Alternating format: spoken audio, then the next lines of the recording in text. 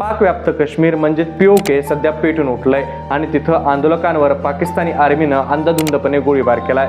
PoK मध्ये सध्या 45 जागांसाठी विधानसभेच्या निवडणुका सुरू आहेत आणि तिथल्या स्थानिक असणाऱ्या आवामी जॉईंट कमिटीनं तिथं पाकिस्तानी आर्मी विरोधात मोठं आंदोलन उभा केलंय।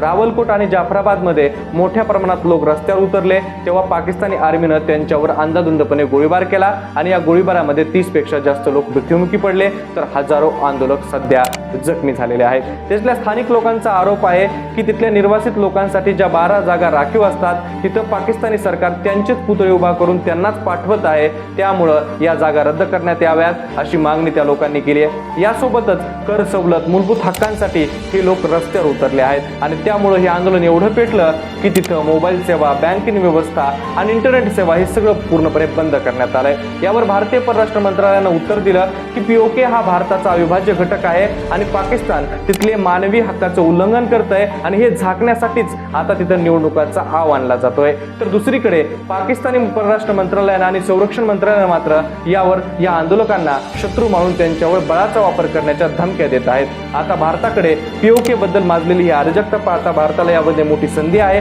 त्यामुळे भारताने पीओके बद्दल काहीतरी पावलं उचलायला हवीत अशी देखील आता बोललं जात आहे। पण तुम्हाला काय वाटतं कमेंट करून व्यक्त व्हा।